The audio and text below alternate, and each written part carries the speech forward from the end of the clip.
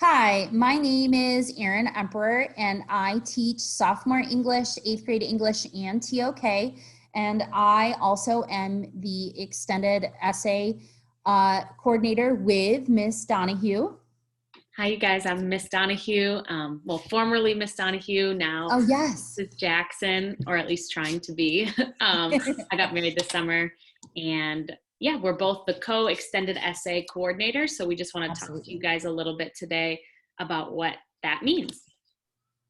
So what is the extended essay? It is a requirement of the diploma program as part of the IB. And it is really a unique opportunity for you guys to explore an academic area of interest that you're passionate about and that you want to dig into more. So you get to choose a DP subject that you take to select a topic that you want to explore over the course of your junior and your senior year. And the end result is that you write a research paper pretty independently with our help, but it's on you to really display that enthusiasm and intellectual initiative as you work on it. And this is a very formal piece of academic writing. It's usually about 4,000 words, and you also submit a reflection of about 500 words. So it's a significant piece of writing to help you get ready for college. So this is the IB Diploma Circle that talks about, as you can see, if you're looking around the larger circle, you see the subjects that students would regularly take in class in a regular school day. And then of course, in the circles in consecutively, you see theory of knowledge, extended essay, and creativity, action, and service. And of course, creativity, action, and service stands for CAS. Those are an extension, obviously, of our program where students explore personal ideas, as well as theory of knowledge, where we talk about sort of our origin of knowledge, our origin of understanding, and through that understand others. And of course, extended essay is the last part of this circle, but more of like a triangle, where students tend to explore their own ideas, something that they're particularly interested in. Maybe it's an extension of what they've learned in their subject areas, and by extension have further explored that idea and became interested and decided to write a paper. But you can see how connected these three pieces are, if not individualized. You're doing it by yourself, but at the same time, you're mentored and helped through your subject areas, through your other teachers, through your 8th hour and other mentoring situations. Awesome. So why does this matter? The biggest thing is that you have to pass the EE in order to be eligible to get the IB diploma. So not only do you have to do really well in your DP subjects and pass your assessments and accumulate so many points, you also have to pass the EE. And so it is extremely important as juniors and seniors start thinking about the different requirements that they need to accomplish to achieve the IB diploma. But more than that, holistically, it helps you to get ready for college level writing, to the extent that you might even think that your first couple papers in college are pretty easy or light compared to something like the extended essay. And it's also an opportunity for you just to dig in on some topics that you're interested in and to express yourself. So who is involved? Like I talked about with the IB Circle, obviously your IB coordinators, Ms. Donahue and myself, we have worked really hard to lay out this program for you so you can have the best success possible. And we seriously are committed to making sure that you are able to accomplish the diploma through passing the extended essay. And obviously, Mr. Antema, who's our IB coordinator, each student is paired with a subject area specific mentor for their extended essay. And so it's super important that they keep an open dialogue with this mentor. Obviously, we have scheduled informal and formal meetings with the mentor, but this isn't only or situation. Students may contact the mentors with questions or ideas or ask for advice at any point in time. And the mentor and the students meet for about 3 to 5 hours together. And based on those 3 to 5 hours, they put together a formal reflection document. Now, this might be a little different for parents to kind of understand, but it's very similar to the personal project reflection, in which you're looking at the process through writing the paper, through researching, through working with your mentor, through your experiences in your subject area classes. And you're thinking about, wow, what did I do well in this paper? What could I have done better? What are some things that I'm super proud of when I'm creating this paper? And really thinking about moving forward, how this information is going to help you in the future. Like Ms. Donahue said, that, you know, we really want, and we're really proud of our students because they're in such a great place when they enter college because they've had these experiences through writing the essay. Absolutely. And I think it also really helps you get ready to interact with your professors, you know, in an academic way, because you've worked with this mentor in a very academic capacity for a couple of years. So definitely prepares you for the future. And a lot of people ask, well, what class do I do this in? And the thing is that this isn't associated with a specific class. It really is supposed to be an independent responsibility of the student. So we can't say we just do this in English class or we just get this done in a specific class. So instead, we support you in your junior and senior EPIC classes. With different lessons and opportunities. And we also try to use some school time to make sure that you're on track in your writing and your different steps along the way. So it's an independent task that we scaffold and that we support as you go along.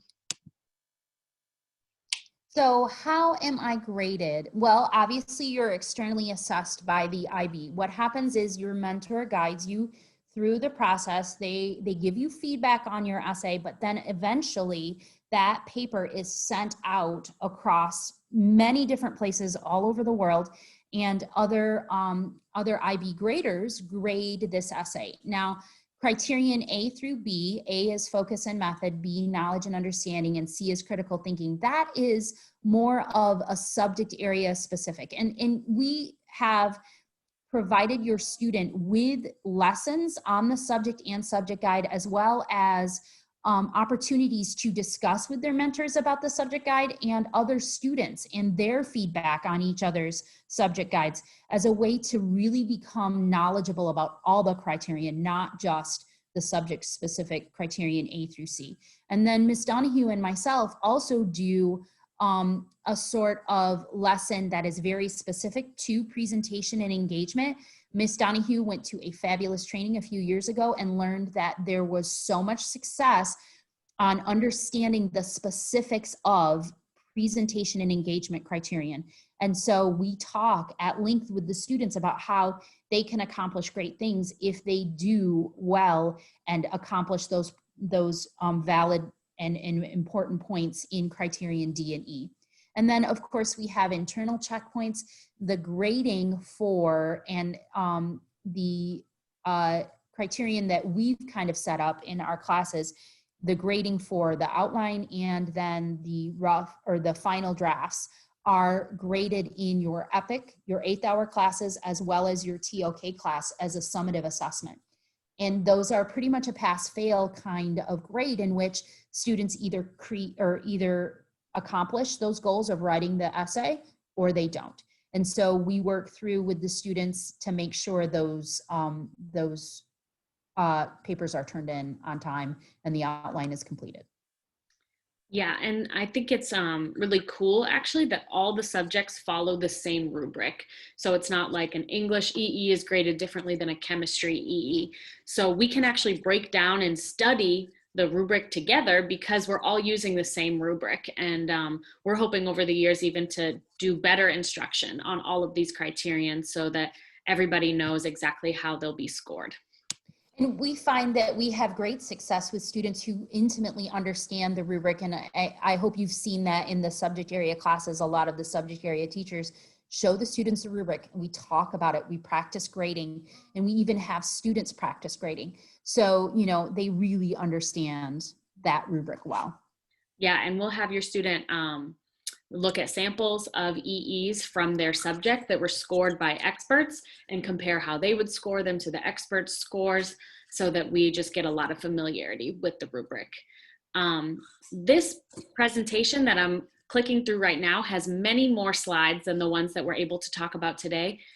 So head on over to chimsib.com and click on extended essay, and you'll see lots of different files, including some samples, the extended essay guide, this PowerPoint, and other resources that can help you gain some knowledge about the extended essay. And in terms of accountability, we've talked about this a little bit, but we do have some major checkpoints like the outline, the draft, and the final submission that everybody has to agree that those are going to be done at the correct scheduled time. So the student, the parent, the mentor, all the coordinators, we all agree the outline is due this specific day, the first draft and the final draft. And if any of those major deadlines are not met, we host an accountability meeting with all stakeholders involved. We all get together and we talk about why the student is off track, and we develop a plan for success. This isn't meant to be a scary or intimidating meeting, but it's really meant to say that we won't let any student fall through the cracks in terms of the extended essay. And so at the beginning of your extended essay process, you'll all sign a contract that says that you know how things are going to be rolled out, and that it is a graduation requirement also of City that you complete the extended essay. In addition to all of these things as well, with your accountability meeting, we have a contract that the student fills out, like Miss Donahue Jackson said, with student, parent, coordinator, that talks very specifically about these due dates. And we mention to students, we contact students through their Google Classroom, and we are constantly discussing with them. So if you're wondering about these important dates, and hopefully you won't ever have to, because they are very completely and very logically filed on our calendar. And so the students know from the get-go, as well as we communicate to parents exactly when these due dates are, so they're not questioning as to when things are due or what is going to happen. And like Ms. Donahue Jackson said, the accountability meeting we have found is so helpful for all involved. We want your student to have success, and those meetings are super helpful. So what is the process like? Through junior year, the students receive lessons, and through their senior year of 8th-hour classes, and they select, in their junior year, they select a subject and a topic and research and begin writing, and they explore. They do all kinds of things, meeting with their mentor, creating an outline, talking, and we've talked a lot about these lessons, working with the rubric, understanding the rubric, reading the rubric, looking at examples, and rating those examples using the rubric. And then throughout their junior summer and into their senior year, they really begin to focus on writing the essay, editing the essay, and polishing it for submission. And what we found is that students, when they start doing their internal assessments in their senior year, they gain a wealth of knowledge that informs this understanding for this writing for extended essay. And so we've really thought a lot about the process and how we go about constructing the calendar to make sure your students are able. And we, Ms. Donahue Jackson and I, meet often with the other DP teachers, and we try to make sure this isn't conflicting with other internal assessments. We're being mindful of the calendar and understanding how much students need to work and or to put their best work effort forth. And finally, obviously, we have meetings with mentors in order to add reflections and understanding of the process throughout the entire time. Yeah, and we know that this year is different. We are online, and so we're currently really focusing our efforts on this year's seniors to adjust the calendar, to give them all of the resources and skills that they need to be successful, even in the online platform. And once we get the seniors set rolling on their process, we'll start to work with the juniors this fall to start exploring subjects and topics and we'll just continue the cycle from there. But just because we're doing it online doesn't mean that we aren't able to reach all of these checkpoints just the same. Especially mentor meetings can very easily still happen on Zoom or Google Meet. And so we're still going to be honoring all of the checkpoints and the schedules just as if we were in school, so that all seniors are still set up for success, even in distance learning.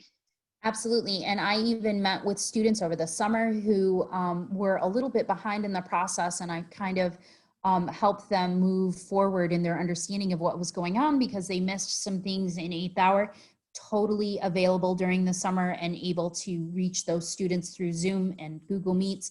And it was really a great process because they had some individual help they wouldn't necessarily have had.